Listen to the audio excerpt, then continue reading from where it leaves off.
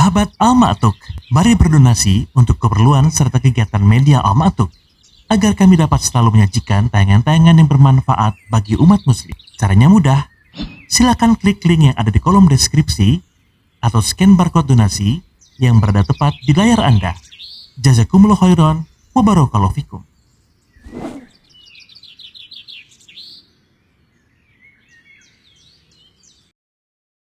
Bismillahirrahmanirrahim.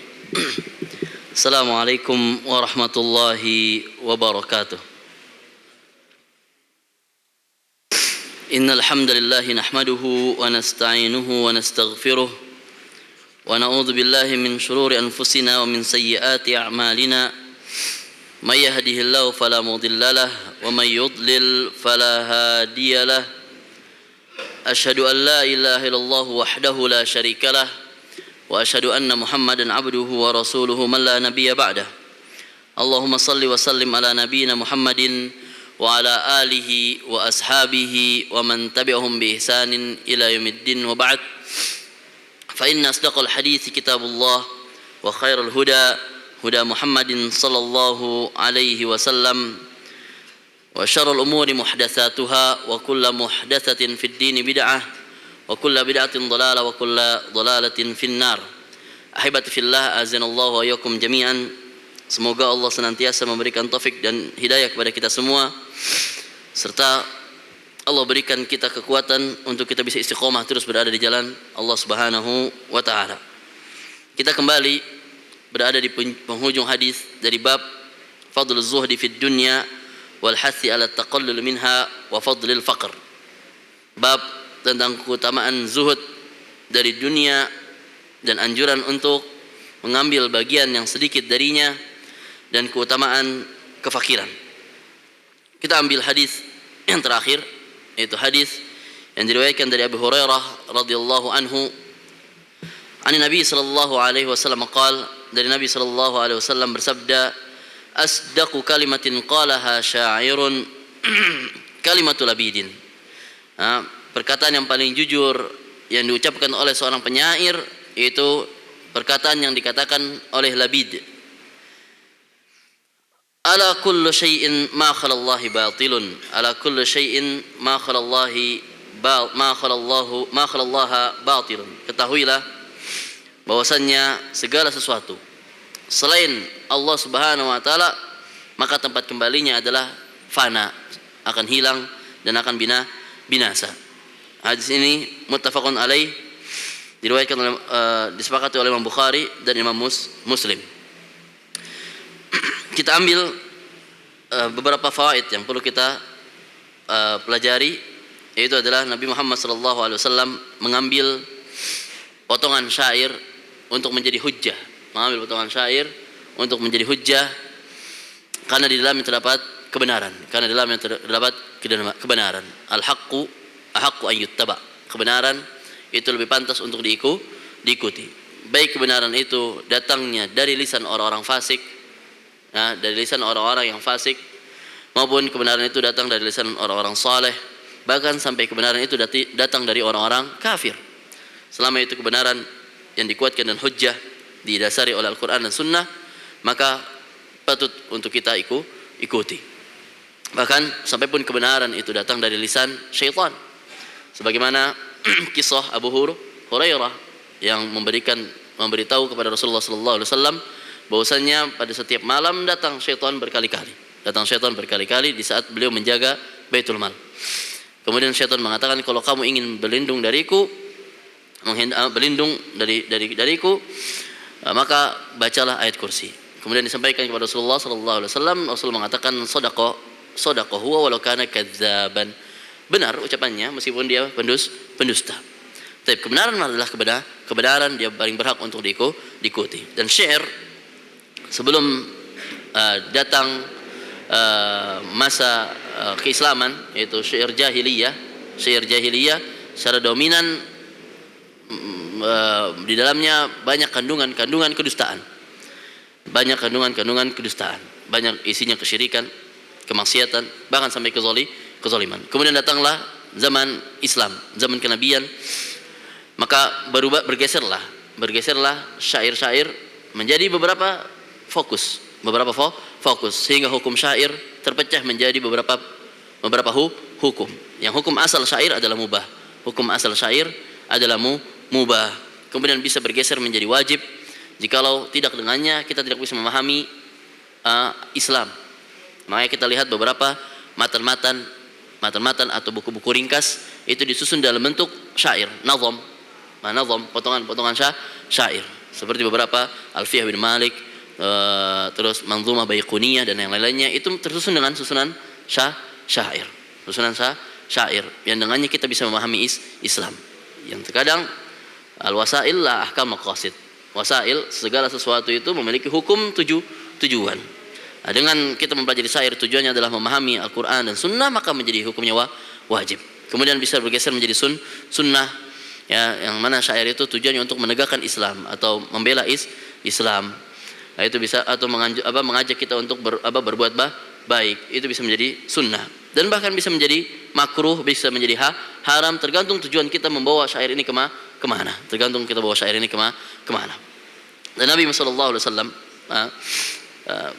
pernah bersabda, lebih baik seseorang itu mulutnya dipenuhi oleh muntah daripada dipenuhi dengan syair. Ini bukan bermakna Rasulullah mengharamkan semua bentuk syair, bukan makna mengharamkan semua, tapi secara umum syair itu isinya kelalaian. Dan Nabi bersabda, fa inna asdaqal hadithi kitabullah wa khairul huda Muhammadin sallallahu alaihi wasallam. Sebaik-baiknya perkataan adalah kalamullah. Lebih baik kita berhujjah kepada Al-Quran dan Al-Hadis daripada kita berhujjah kepada syair, meskipun dibolehkan. Akan tapi kalamullah dan kalam Nabi jauh lebih diutamakan daripada kalam syu'ara, perkataan para penyair, meskipun dalamnya terdapat kebenaran. Kemudian di sini ada perkataan Nabi mengatakan labid. Siapa itu sebenarnya labid? Labid dikatakan dia adalah Labid bin Rabi'ah. Beliau adalah seorang penyair di zaman jahiliyah. Kemudian dia masuk pada zaman keislaman, beliau masuk Islam. Maka dikatakan mukhadram. Maka dikatakan dia sebagai penyair mukhadram yang mengalami dua masa jahiliyah dan masa keislaman. Nah, namanya syu'ara al-mukhadram. Dan kadang Nabi SAW memuji beberapa para syu'ara. Di antaranya adalah Labid bin Rabi'ah. Dan memang ada beberapa para sahabat yang memang tugasnya menjadi penyair di saat berjihad untuk memberikan semangat kepada para mujahidin di saat melihat mental mereka sudah mulai menipis. Maka mereka melantunkan syair agar untuk menumbuhkan semangat. Memang para sahabat, orang-orang Arab zaman dulu sangat terpengaruh dengan yang namanya syair-syair, sangat terpengaruh dengan yang namanya runutan bahasa yang memiliki keindahan. Kalau sekarang kita lapisi dengan sekarang mungkin syair itu terlalu lemah hingga akhirnya dibantu dengan lantunan dentuman musik. Kalau kita perhatikan beberapa bait-bait musik tidak memiliki makna yang dalam, tidak terapi. Lalu makanya mereka membutuhkan dentuman musik agar memiliki daya tarik tertentu. Padahal semua itu datangnya adalah dari iblis. Iblis itu adalah bentuk bisikan syaitan. Tapi yang murni adalah syair. Qasidah syair yang terkadang menumbuhkan semangat seorang muslim.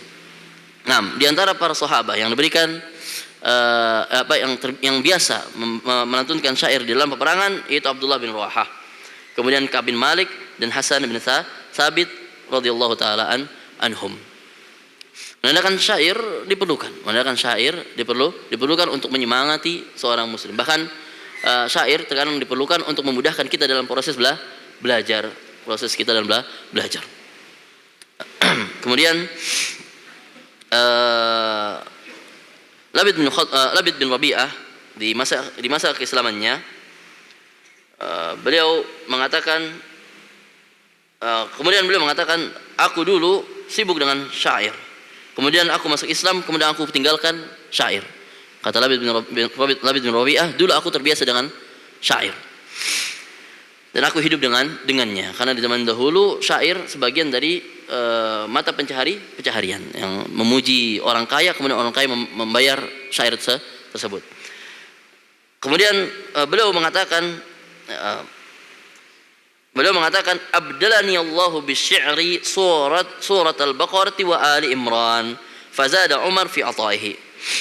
Beliau mengatakan, Labid bin Rabi'ah mengatakan, Allah telah menggantikanku dari syair yang aku biasa dengannya, digantikan dengan surat Al-Baqarah dan surat Al-Imran.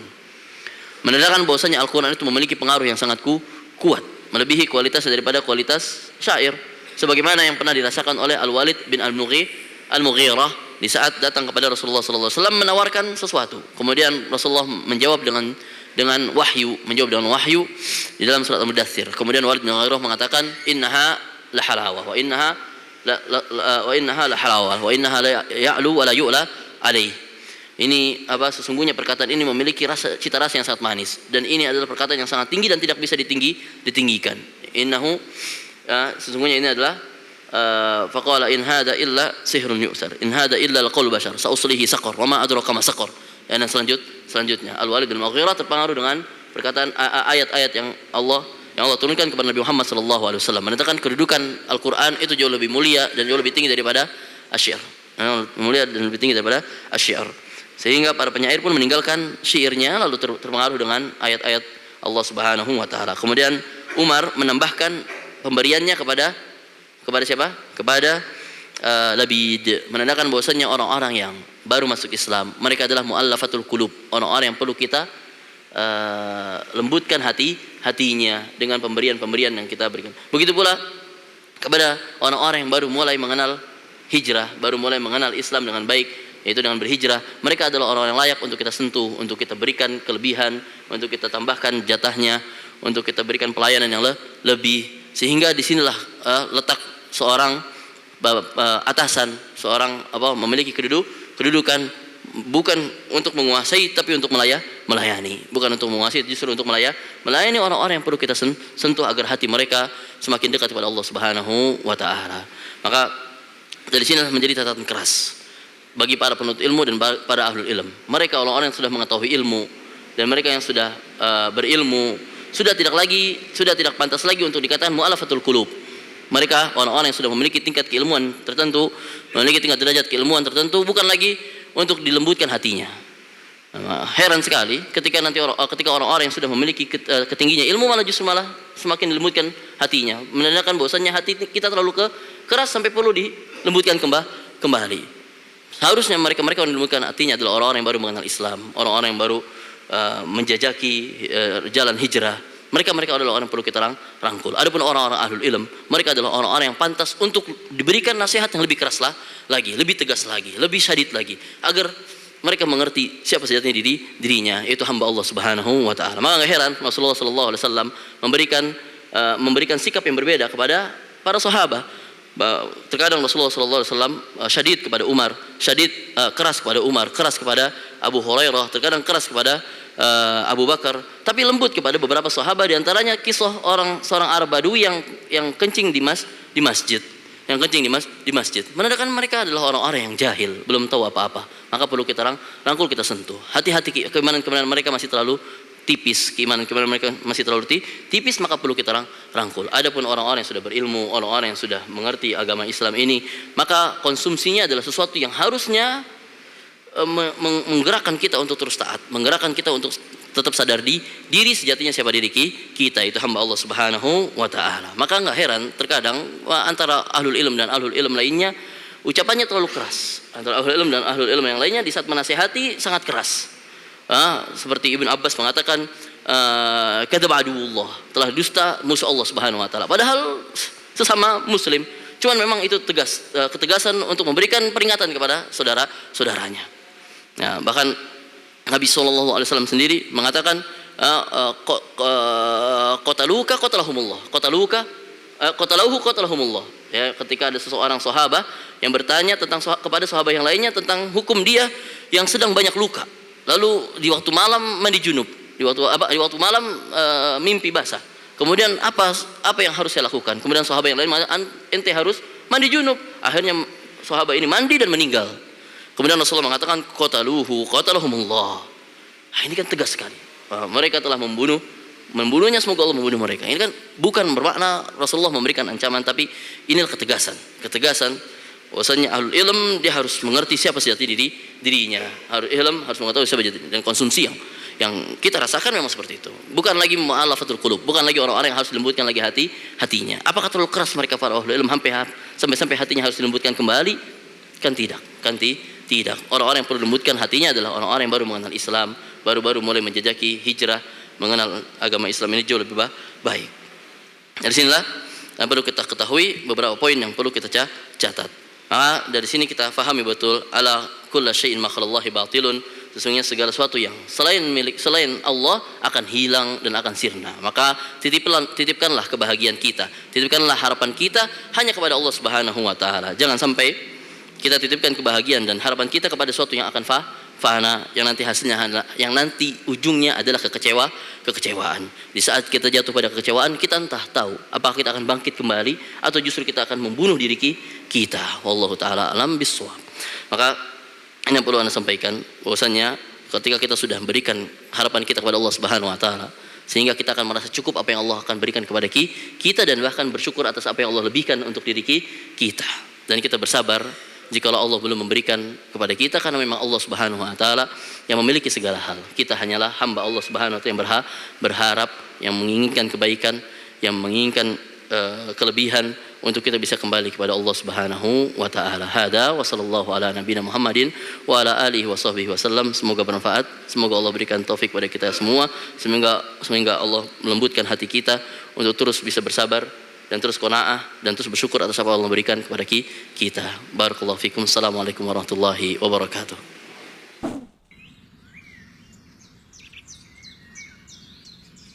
Sahabat Al-Ma'tuk, mari berdonasi untuk keperluan serta kegiatan media Al-Ma'tuk agar kami dapat selalu menyajikan tayangan-tayangan yang bermanfaat bagi umat muslim. Caranya mudah.